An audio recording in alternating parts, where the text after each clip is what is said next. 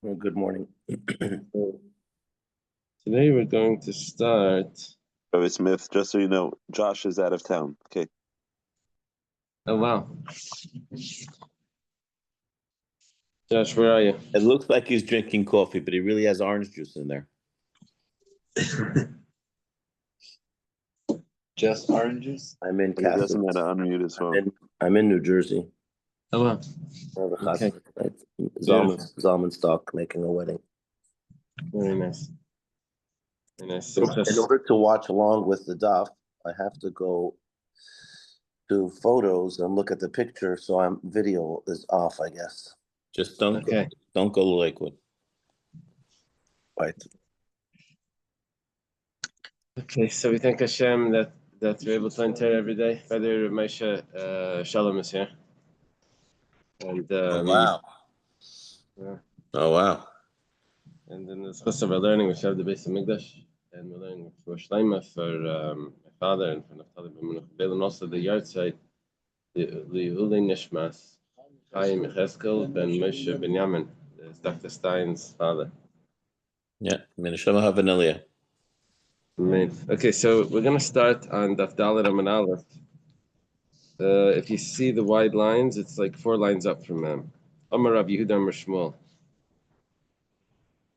We're talking about the Bezdin is fasting and making a mistake, and the congregation is following their psak, and then there's going to be a sacrifice. What's wrong? It's because they fit a lot on the page. The pages are much longer. The print is much smaller. You need a magnifying glass. I'm Rav Yehuda Amar Shmuel. Rav Yehuda says the name of Shmuel. Yeah, he's a student of Shmuel. So he says the name of his teacher. Ein Bezdin chayav and atshiyir b'davar shein tzedukim meidim by. The psak of the Bezdin here has to be something that's episachidish. The psak can't just be something that obvious everyone knows.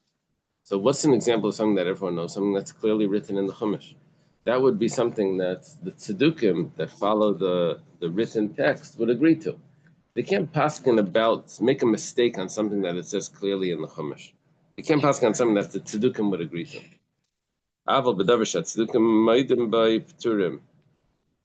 that the tzedukkim would agree to, then the bezdin would be exempt.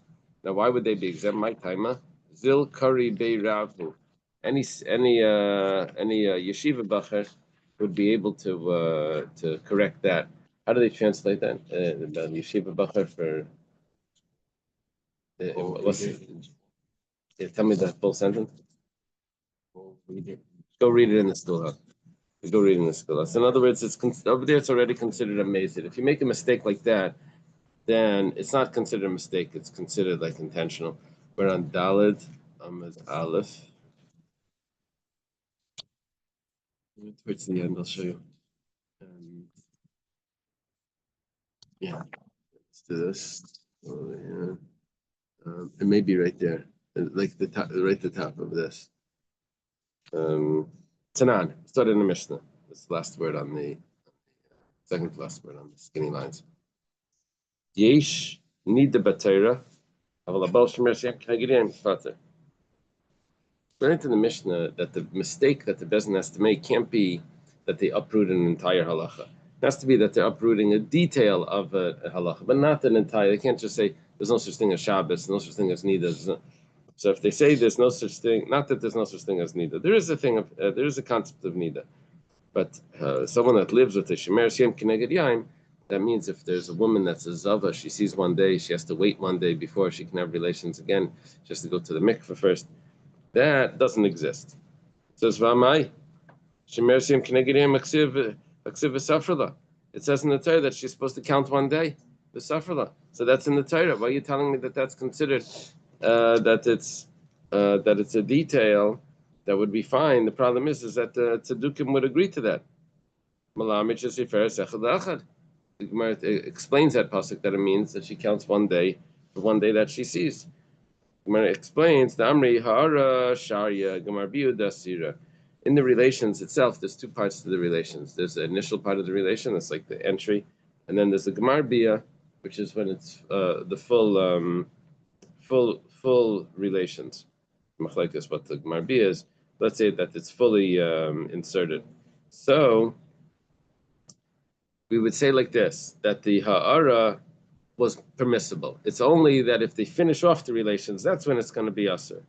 Okay, so that's what we're saying over here, is that the Bezdin is saying that you're allowed to start the relations by a shemer siyam kenegedim, you're just not allowed to finish it, which is actually not true. That was a mistake.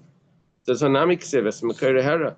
pasuk that says that whenever we have an issue of prohibited relations, so we always say that ha'ara, the initial part of the relations, is already considered the relations, right? I think someone told us, maybe my father told us, that would be the same in American law as well. Was there something like that? Should be like that. Okay, doesn't matter, right? So the Amri Kedarka Asir is like Kedarka Shaya. What they're saying now is that there's two possible ways of having relations. There's the normal manner and then there's the abnormal manner. We're saying over here is that granted, if they would say just that the first part of relations is permissible, that would be something that the Tzedukah would agree to. What we're saying now is that they're just saying that the abnormal manner is permissible. So it's Haksiv Mishkavei Isha, but it says the laying of a woman, which it says in a plural form, which means that there's two types of relations, the normal way and the abnormal way. The Gemara explains, the Amri Kedarka Asra Filo Hara, and we mix these two concepts together. If it's the normal manner, then we say that even the initial part of the relations is prohibited. If it's the abnormal manner, then they need to finish the relations. Okay. Ihachi. Once you're coming up to such a concept that you're dividing up the types of relations and at what point is it considered the prohibition, so then it doesn't have to be that it's shemer siyam keneged yaim. Maybe you could say this by a nida as well, that in a nida, yachi afil a nida nami. If he's having relations with a nida in a normal manner, then yes, you're correct that it would be prohibited even if it's the initial part of the relations. But if it's a nida in an abnormal manner, then it would be only if you finish it. Maybe that could be the mistake. Gemara says, really, we're talking about that the relations is a regular way. The Amri Hara, but you said Hara. The Amri Hara, we said that it's Hara. It says Be'isha David Ksiva. We're talking about that. When does it say that Hara is Asr, even have the initial part of the relations is prohibited? That's only by an actual Nida, not by a Shemer Siyam Keneged Yaim. So now we're able to explain that really that we're talking about a Shemer Siyam Keneged Yaim, but the law that we thought would be obvious, that obvious law was only by a Nida. And so therefore the initial part of relations by a Shemer Siyam Keneged Yaim is not so obvious. That could have been the psak of the Bezdin. Bi by Yisema, the Amri Zava Lehavi Ala Bi Mama. Could be that the Bezdin said that for a woman to become a Zava, that's only if she sees by day. Siv Kol Yemei Zev, because it says all the days of her Zev. But if she sees by night, maybe it doesn't add up to becoming a Zava. So that's what they were saying. If she sees by night, it doesn't add up. So then that could be a mistake that maybe wasn't written clearly in the Torah.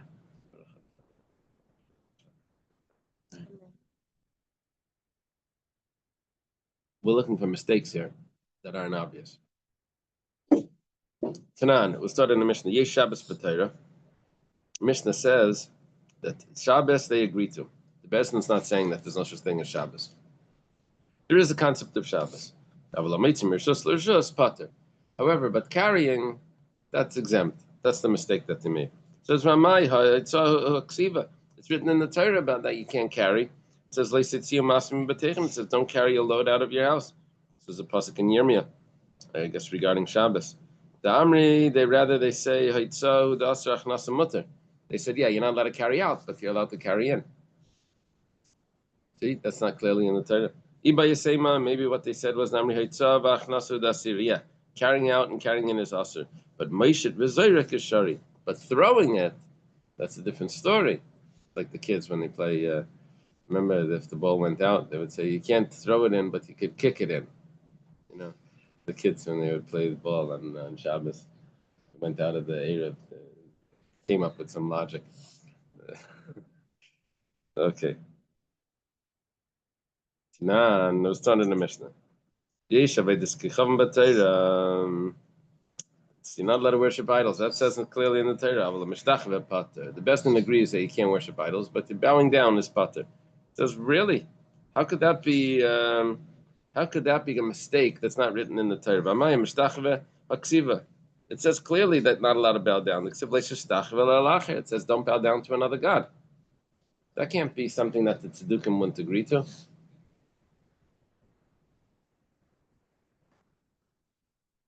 The Amri, rather, it's because they said talking about over here, that when does the Torah say that you're not allowed to bow down to an idol? That's if the way of worshiping the idol is through bowing down. But here we're talking about the type of idol that you don't bow down to. It's talking about the type of idol that you go to the bathroom in front of, like Pa'ar, or you throw rocks to, like Markulis, like those idols. And then you, for this person, this Bezdin said that you're allowed to bow down to one of those idols. So that's a mistake that's not clearly in the Torah. Really, we said that there's four types of worship, even if it's not the way of worshiping it, it's still asur. Maybe that's what we said.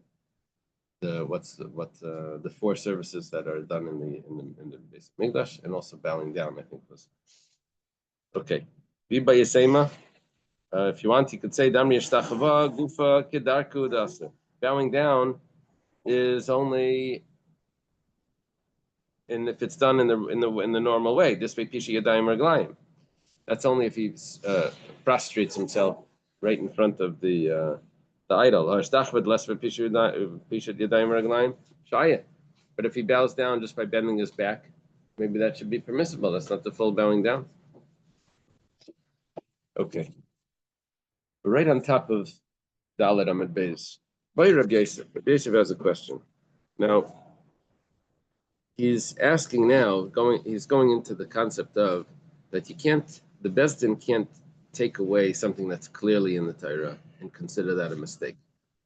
Something that's, he can't take away, not clearly in the Torah. Bezdin can't take away a full mitzvah and consider it a mistake. It has to be a detail of the mitzvah. That's going to be considered the mistake that we're dealing with. So Rabbi Yosef has a question. Let's say the Bezdin said, Ein charisha b'Shabbos. There's no such thing as plowing on Shabbos. You're allowed to plow on Shabbos. Mi amrina, and do we say, even the kamaidu b'kula milsa, bittul miktas v'ki miktas dami? We'd say like this, the Bezdin says that, the main thing of Shabbos is not to go on your phone.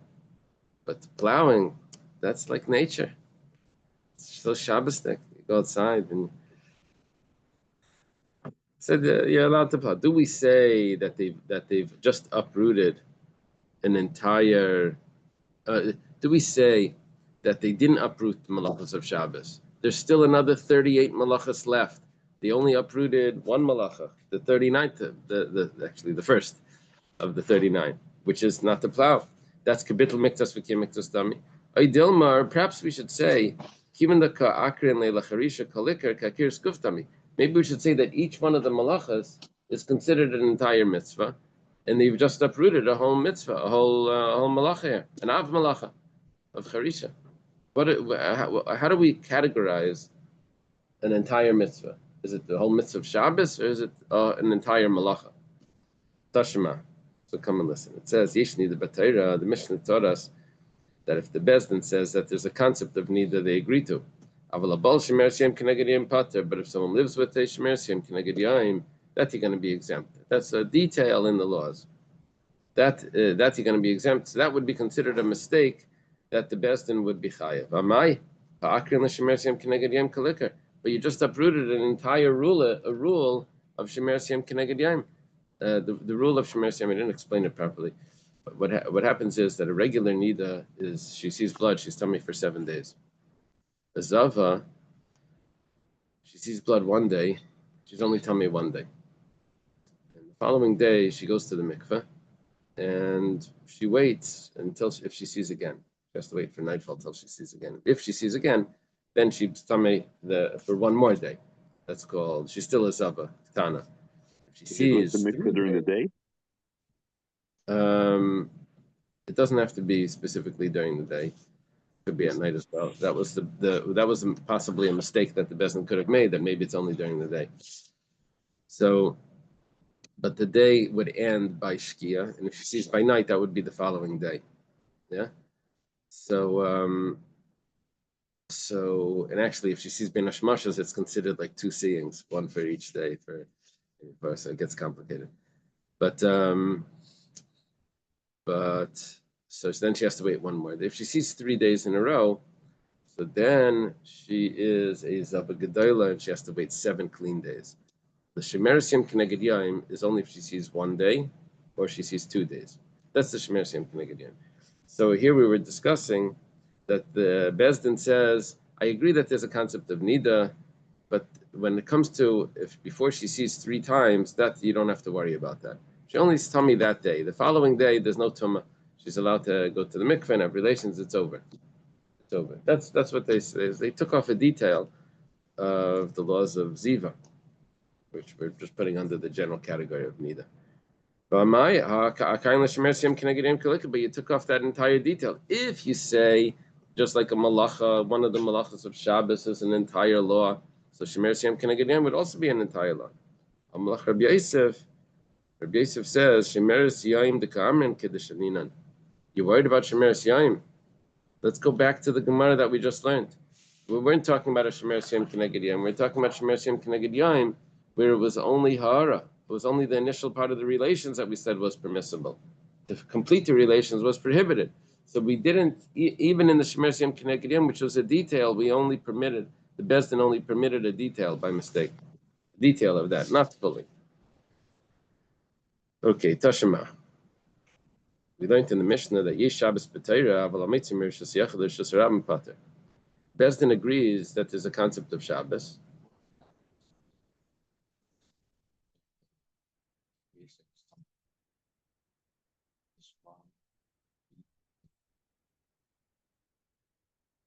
That's the problem. Bezdin is making a mistake here, which is actually prohibited. Not just a stumbling block, it's actually prohibited. It's an absolute mistake. And that comes along from the majority of the Jewish people.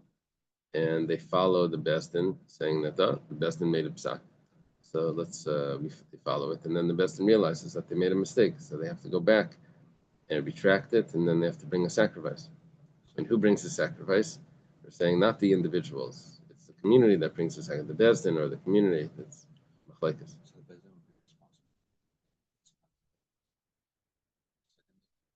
What do you mean secondary? Like if they say this is okay, and then that leads to other things that are not okay. Then what it leads to, that the person did on his own. That wasn't that's an individual mistake. Here we're talking about where Bezdin said yes, they went, and then so the Bezdin's responsible. But we had the other day with the Chayla and how do you say this is not Right. Remember that book, Daniel? I forgot his name. Se'ema Banim Smecha. Remember, it was like a Zionist book.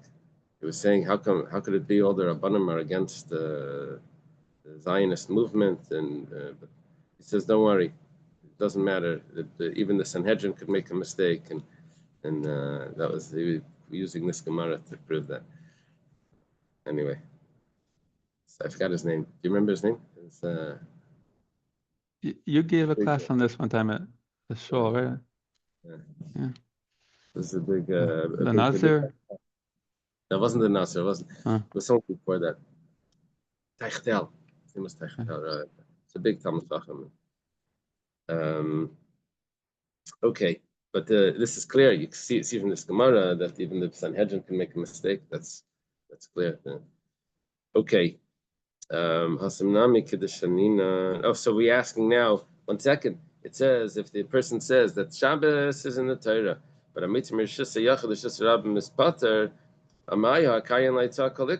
but you're uprooting the laws of Eitzah, which means the laws of carrying, which is one of the a major part of the halachas. It says, but there also we're going to explain, not that you're allowed to, the Bezdin didn't say you're allowed to carry. They said you're not allowed to carry. They just said, but if you pass it, like pass it along from one rishus to another, not carrying, or if you throw it, not carrying, throwing, that's allowed. That's what they said. So there, there's a detail in the law which passed through as not the main law, and that's why that was considered a mistake. Tashma, Yeshaved Scham Batayra. You said at the end of the last, that the guys who said how the Jews did not care for the marketplace, they pick up money and this and that, and then they said, they didn't know the halacha that you can walk down on it, and Shabbos, and then, We had that in a Vedazar. yeah, it was. Think that, and since they don't do the right thing, they would suspect the Jews. No. Good student. Sorry. Yeshaved Scham Batayra, Rav Meshachva Pater. There's a concept of Vedazar in the Torah, but someone that bows down is Pater. Amaya Kain L'Shtachva Kalika, but you took out the whole law of bowing down to an idol. Says no. We explained the shtachava that we're talking about. It was a shtachava to an idol that wasn't the way of bowing down, right? It was like pa'ar or markulis, or maybe it was the other answer that we gave, that it was not bowing down fully. I thought any act counts by another one, although the Zohar counts by Not any act. no, like if they used a markerless one by It doesn't count. It doesn't count. If someone threw rocks at an idol and it wasn't markulis, it wouldn't be considered idolatry. Only the basic laws of bowing down and sacrificing, and only those are the basic laws that would be. That's what we said from the base of Mikdash. Right, only those basic laws. Now, boy, Reb Zeir has a question. In Shabbos b'Shvius, Mahu. Let's say the best in Paskin that you don't have to keep Shabbos on the year of Shemitah. And b'Maito, how'd they make the mistake like this? Ba'adein Kra, in the following pasuk, they read the pasuk that says b'Choresh v'Katzer Tishbos, that from plowing and harvesting you should rest. B'Zman deka Charisha ika Shabbos, B'Zman leka Charisha like a Shabbos. What year do you have harvesting? Only the other 6 years. That's the year that you have harvesting. That's the year that you have plowing. You don't have the plowing and the harvesting on the year of Shemitah.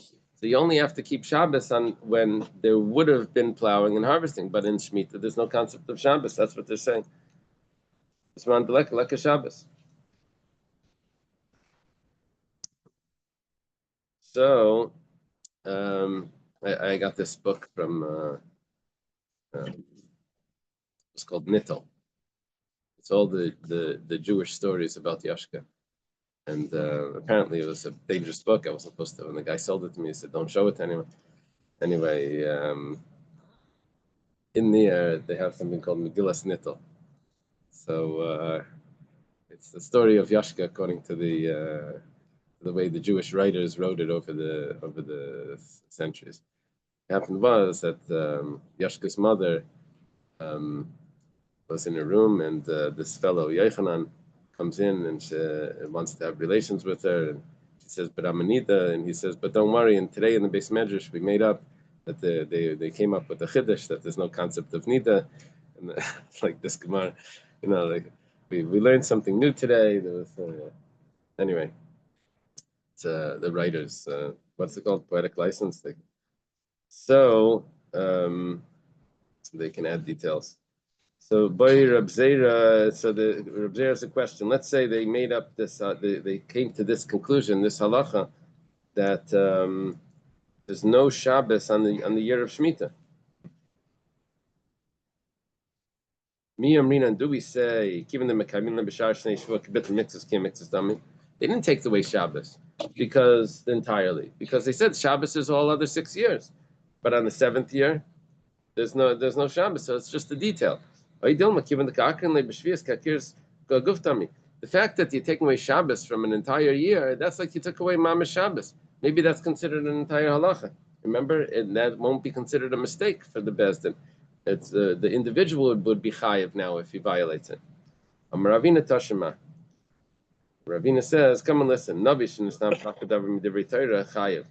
If a navi comes and uproots an entire law of the Torah, he's chayiv. But lebitl miktas lekiyam miktas. But if he just uproots a partial law of the Torah, Reb Shimon Eimer Pater. Shimon says that he's exempt. And but if it's a law regarding idolatry, even if he says today we have to worship the idol, but tomorrow we're going to destroy it, then he's going to be chayiv. And the reason for that is the pasuk says that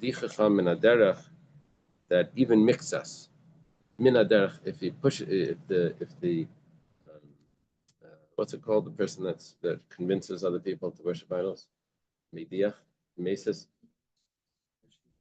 What is it called? Like a missionary, but what's the Mason media? How do you say that in English? He's a convincer. He's a I guess a missionary. yeah. He convinces people to worship idols, even if it's just partially. That even so. Okay. From this we see that if someone would say that this is a case of bittul miktas, ki miktas or bittul miktas. So Shema Mina, from this we see Ein Shabbos v'Shviyas bittul miktas v'ki miktas dami. This is very comparable to the person that said you're going to worship idols one day and then we're going to destroy them tomorrow. This is similar to the person that says we're going to keep Shabbos on the 6 years, but we're not going to keep Shabbos on the 7th year, right? Like exactly like that, and that's considered bittul miktas, which would mean that this could be a mistake that the Beis Din would make, and the congregation would be exempt because it would be relying on the Beis Din. Okay, next Mishnah. Hayru Beis Din v'yadech mem sheto. Beis Din paskin. One member of the Beis Din knew that they made a mistake. V'amar lahem, he tells to them, Tayamatem, you're making a mistake. Or the elder of the Beis Din wasn't there. The head of the Beis Din wasn't there. He wasn't there that day. Or they had appointed judges to the Beis Din, people that weren't fit to be on the case. For example, it was a convert was on the high court, or there was a mamzer or a nasan was on the high court. Apparently, a mamzer can't be on the Beis Din. Nasan is he came from the tribe of the Canaanite tribe that converted. They fooled the Jewish people that they were who they were, and then at a certain point we made a decree that they weren't considered Jewish. No, that was later. This is before that. They came to David HaMelech. Is that a phone call? Oh, look at this, not supposed to go on the shoe. They came to David. They came to, actually, it happened twice. The Givonim came to Yeshua, and then another group came to David. But in the end, what happened was they had when they killed the princes. Yeah, they lost their jobs of water carrier and wood choppers when the city of the Kayanim was wiped out by after the Kayanim, the city of Naiv had helped David. So then there was a famine, and then they asked what we did wrong. Why was there a famine? Because they weren't taking care of these Nesinim. They said, ask forgiveness. Nesinim said they'll only forgive if the children of Shaul are killed. So they killed the children of Shaul, and then this drought, the famine stopped. But after that, they saw that they weren't passionate. They were happy just to get someone else killed, and that would be satisfactory. It's not like give us money; it's like just kill it. So there was a decree that they weren't Jewish anymore. Whatever the case is, a nasin is not supposed to be part of the. You weren't supposed to marry into the nesinim, right? You weren't allowed to marry. So there was a decree. There was they can't be part of the Beis Din. Another person that can't be part of the Beis Din is someone that's an elder that doesn't have children. Won't be as compassionate. The people on the Beis Din need to be compassionate. So if the people on the Beis Din were not suitable to be on the Beis Din, then harisa pater. Then the Bezdin itself that issued the psak is not going to be responsible for the mistake that everyone did because it wasn't a valid psak.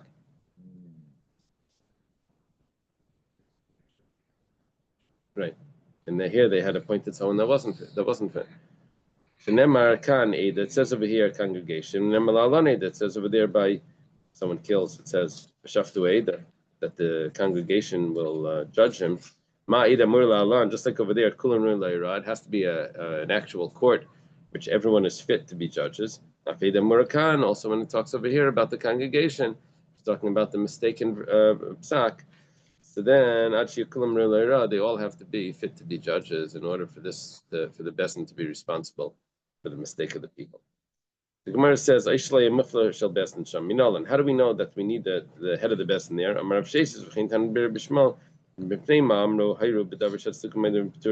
Why did we say that if the Bezdin paskins on something that the Tzedukim would agree to, that they're exempt from taking responsibility for the Jewish people's sin, because they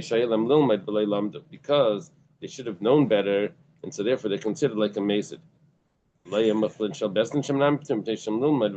Because they should have asked him. So it's considered like they can make a psak without. It's not considered that the Bezdin is puzzle. They can make a psak without the mufla shel Bezdin. But it's not considered a mistake. It's not considered a mistake. It's considered negligence. Or it's considered like on purpose. That's what it seems. Over there it says the word Ada, which means congregation or assembly. Over here it says assembly. We learn from that a court needs to be fit. Every member of the court needs to be fit to be a judge. And how do we know that by a capital case, a murder case, we need to have everyone fit to be judges? It says by Moshe Rabbeinu that when they'll take the elders and they'll be together with him by the mountain, it says that they'll sit with you. They have to be similar to you. Maybe it means not similar to you as eligible to be judges, but maybe fit that the Shechina will rest on them. It says, they will carry with you, they'll bear the burden with you. That means that they have to be similar to you in being a judge.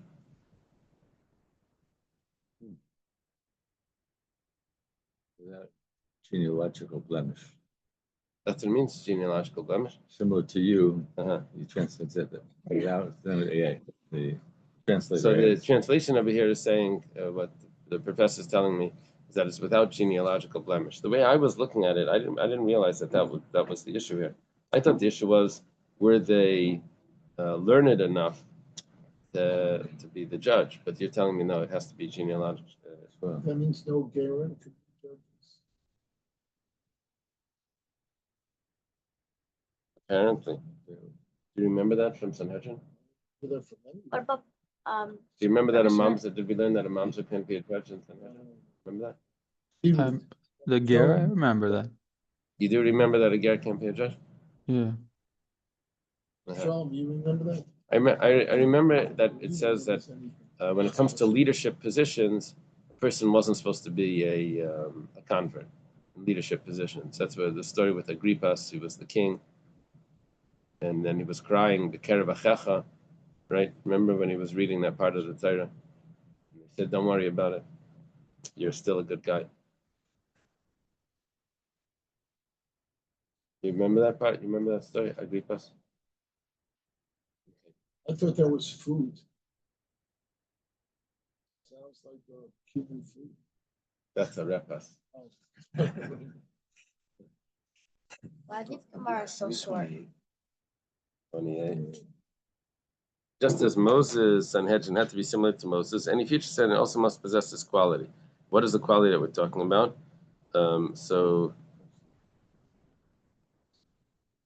No, Moses from the Sanhedrin. Moses from Moses. Moses Rabbeinu. Moses.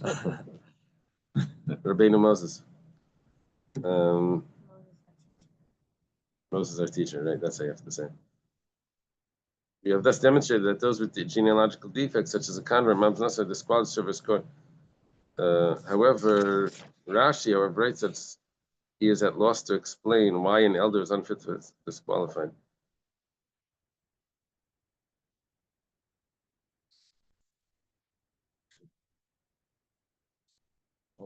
That's the whole discussion over here. Okay. So the final thing is they have to be bloodline. They have to be, yeah.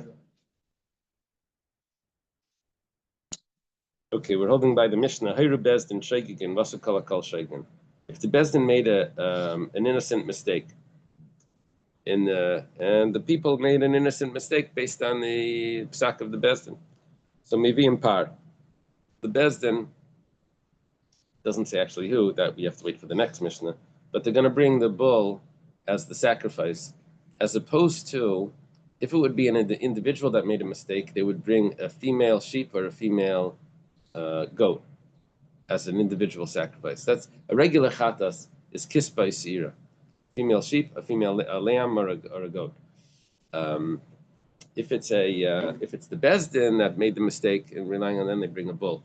It's a larger animal. Now, mezidim aser shegim. If the bezdin was intentional, there was negligence there, the way they made their mistake, but the people relied on the bezdin. Maybe in kispa sira, then they have to bring a regular individual sacrifice. The bezdin can't be responsible for that at this point. That's only if the bezdin made an innocent mistake. Shegim aser mezidim. Let's say the bezdin made an innocent mistake, but the people did it on purpose.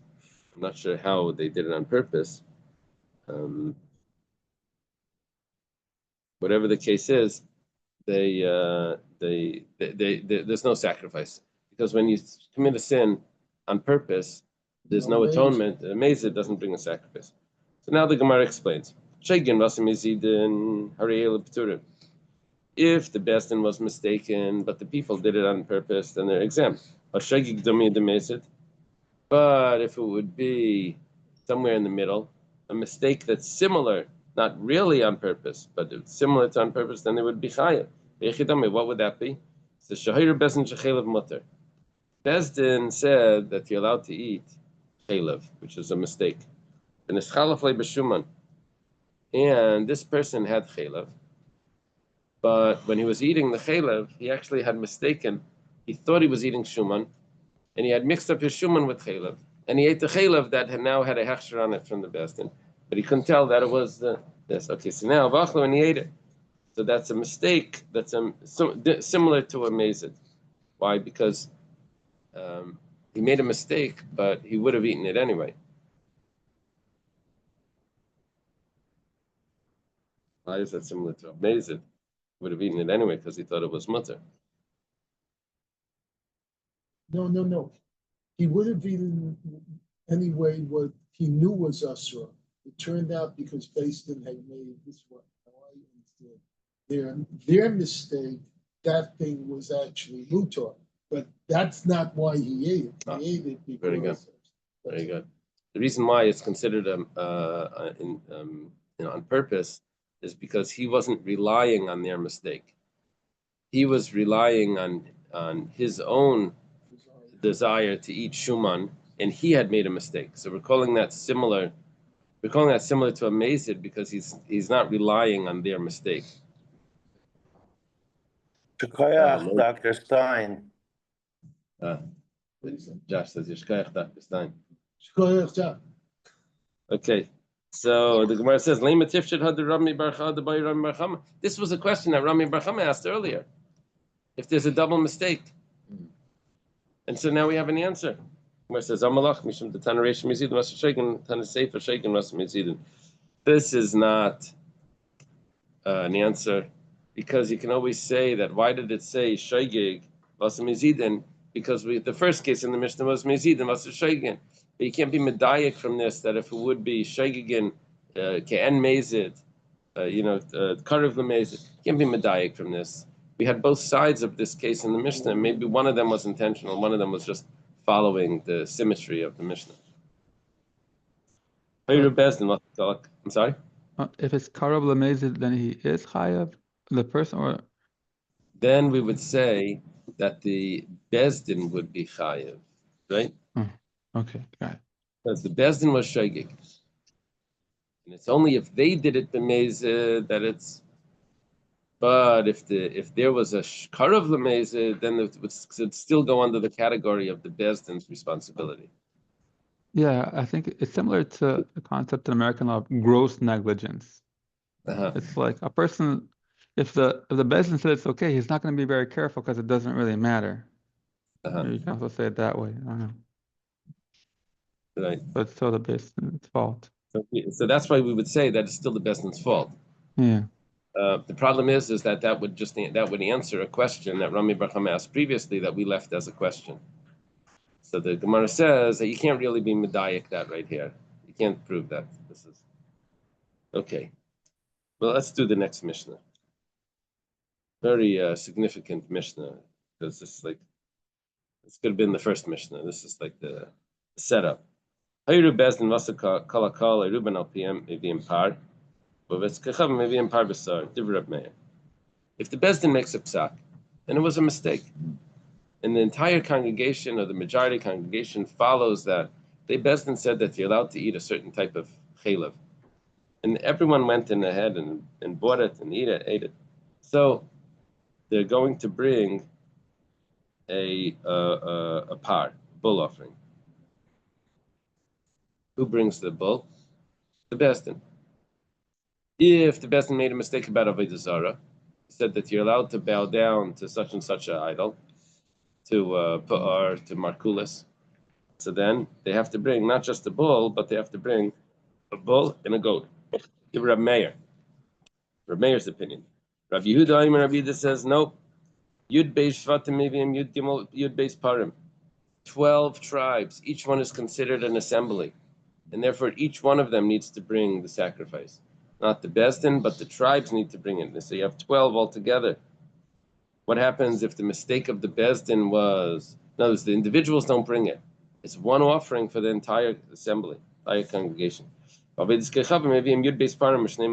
same thing. 12 bulls and 12 goats. That's the opinion of Rabbi Yehuda. Yehuda looks at each individual tribe and says that's considered an entire assembly. Reb Shimon Aimer, this is Reb Shimon Bar Yochai, he says, Yud Gimel Parim, 13. 12 for each tribe, plus the Bezdin has to bring. Okay, and he explains, Parvasar l'chol shevet v'shevet, Parvasar l'Bezdin. A goat and a bull for each tribe, and also a bull and a goat for the Bezdin. Hayru Bezdin, let's say the Bezdin Paskin, Las Zayin Shvatim, Hayruban Al PM, let's say it wasn't the entire congregation, it was only 7 of them. 7 is the majority, right? Meir says, so what? It's still the Bezdin only brings 1. And if it's Avodah Zarah, the Bezdin brings the bull and the goat. He says that the 7 that's in have to bring the 7. What about the other ones? They also have to bring. He divides it up because Reb Meir, the sort of said, but basically you still have to bring 12. Because even the ones that didn't sin, they get joined along with the others and they have to bring the atonement for them as well because it's the majority. It's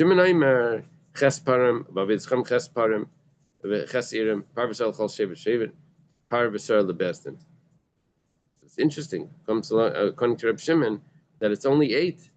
You don't. According to Reb Shimon, you don't have to. The other ones don't have to bring. That's what it looks like. Did the commentary accept that, or is there something missing here? Okay. We thought that's what they hold. Rabbi Yehuda's view is that the other ones have to bring. So interesting. So Rabbi Yehuda is really lenient over Reb Shimon, but then he becomes strict over Reb Shimon when it's not everyone. Now, Hayru Bezdin Shalachim Min Hashvatim. Let's say there was a Bezdin, not the head Bezdin, but there was a Bezdin of one of the tribes. Bezdin of Yisachar, of Zvulun. And that tribe followed their Bezdin, and they ate the chaylev.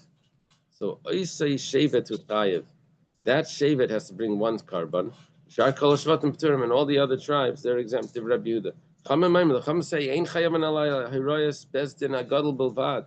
No, this halacha is only if it's the big Bezdin, the Sanhedrin that does this. Shnemar Vim Kol Adas Shal Yishku V'lei Adas Yishev. It's only if it's the head Bezdin that makes this mistake, not if it's a Bezdin of just one of the tribes. Okay, let's leave it over here by the Tanur Rabbanan. Okay, thank you. I Let me. got. Hi, Shalom. Where are you? Let's do this.